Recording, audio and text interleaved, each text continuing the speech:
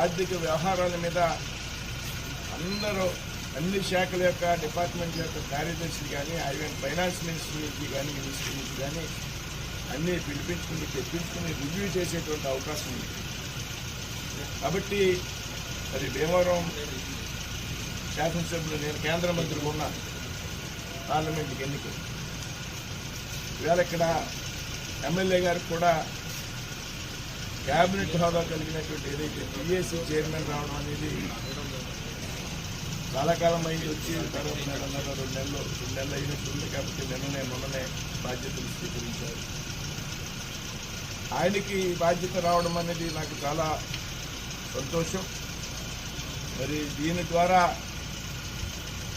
MLA గారు కూడా ఈ అసెంబ్లీకి సాధ్యమైనటువంటి అన్ని శాఖలతో సత్సంబంధాలు ఉంటాయి కాబట్టి అన్ని శాఖలతో రివ్యూ చేసేటువంటి అవకాశం ఉంటుంది. కాబట్టి ఎక్కువ గ్రాంట్లు కూడా తెచ్చేటువంటి అవకాశం ఉంటుంది. అది ఆ విధంగా శాసనసభకు పెద్ద ఎత్తున గ్రాంట్లు తేవాలని ఆకాంక్షిస్తున్నాను.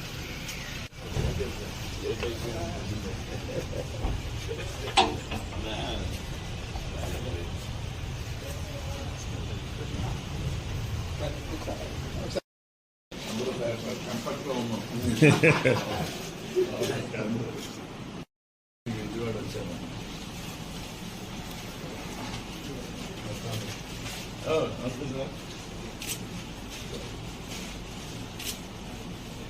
సార్ ఒకసారి సార్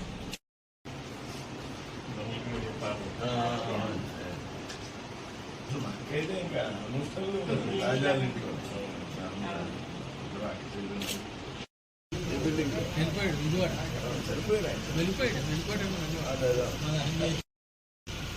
నేను కూడా ఆయనకి సహకరిస్తూ ఆయన నాయకత్వంలో ఇద్దరం ఒకే కోటికి చెందినటువంటి వ్యక్తులు.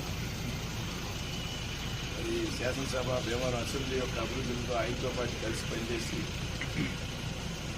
నియోజకవర్గంలో మంచి అభివృద్ధి కార్యక్రమాలు చేపట్టేలాగా కలిసి పనిచేస్తానని సందర్భంగా చెప్తూ మరొకసారి అనిల్ గారిని పిఏసీ చైర్మన్గా బాధ్యతలు స్వీకరించినటువంటి సందర్భంగా